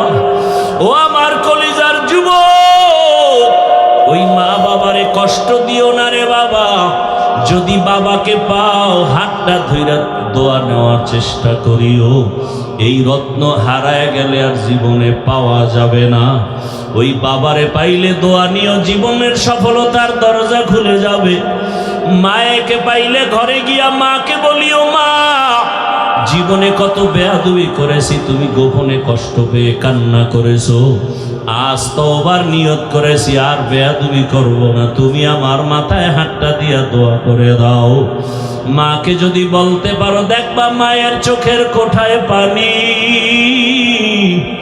মা ডেকে বলবে, বাবা আয় আয়। আল্লাহর মোহাব্বত নিয়া মাথায় হাত দিয়া ডাকবে, ও আরশে আজিমের মালিক, আমার কলিজার সন্তানটাকে কবুল করে নাও। ও সন্তানেরা, ওই মা বাবার দোয়া নিয়ে আগায় যাও। ওলামায়ে কেরামের দোয়া, শিক্ষকের দোয়া নিয়ে গাও। ও পর্দার আড়ালের মা বোনেরা, একটা আদর্শ সন্তানের মা হইয়া কবরে যান। ওরে সন্তানের ভবিষ্যৎ চিন্তা করে ভালো আদর্শ যদি দিয়া যাইতে পারেন, সন্তান এক সময় দোয়া করবে আর গর্ব করবে, আমার মা কত ভালো, বাবা কত ভালো ছিল। আমার মা নামাজের সময় নামাজ আদায় করত, কোরআন তেলাওয়াত করত, কখনো বেগানা নিয়ে পড়ে থাকতো না, মোবাইল নিয়ে পড়ে থাকতো না। আমার বাবা কত আদর্শবান, আমার বাবা নামাজ পড়তো, আদর করত, নামাজ ছাড়তো না, বেপরদায় চলতো না, বেগানার দিকে তাকাইতো না। আর যদি মা বাবারা খারাপ আদর্শ রেখে চলে যান, সন্তান এক সময় মনে মনে ধিক্কার দিয়া বলবে, আমার মা বাবা এত খারাপ ছিল, আমি কেমনে ভালো হব। আমার মা বাবা দুজন তর্ক বিতর্ক ঝগড়ায় লিপ্ত থাকতো, নামাজ নাই, রোজা নাই, তেলাওয়াত নাই, সারাটা দিন মোবাইলে গুনাহ দেখতো, বেগানার পেছনে দৌড়াতো, তেলাওয়াতের খবর নাই, আমাদেরকেও ভালো লাইনে চালায় নাই, হারামের উপার্জনের পেছনে চলে যাইতো। ধিক্কার জানাবে রে মা বাবা, এখনো সময় আছে, তওবা করেন, আল্লাহর কাছে মন খুলে দুফোঁটা চোখের পানি ছেড়ে বলেন, হে মালিক, জীবনে তো গুনাহ কম করি নাই, আজ থেকে গুনাহ করব না, নামাজ ছাড়ব না, বেপরদায় চলব না। আর যুবকেরাও তওবা করো, আর কোনোদিন মা বাবার সাথে বেয়াদবি করবা না, নামাজ ছাড়বা না, দাড়ি কাটবা না, বেপরদায় চলবা না। মা বাবার দোয়া নিয়া, শিক্ষকের দোয়া নিয়া, উলামায়ে কেরামের দোয়া পরামর্শ নিয়া, রসুলের মোহাব্বত নিয়া, নবীজির আদর্শ মেনে চলবা। আল্লাহর কাছে যদি তওবার মতো তওবা করতে পারো, আমার আল্লাহ জীবনের গুনাহ মাফ করে দিবেন। ও আল্লাহ আমাদের মাফ করে দেন, তওবাওয়ালা জিন্দেগি দান করেন। গুনাহের কারণে দিলটা পাথর, চোখে পানিও নাই, কান্নাওয়ালা চক্ষু দান করেন। আল্লাহ আমাদের জীবনটাকে রসুলের আদর্শে গড়ার তৌফিক দান করেন, আমিন।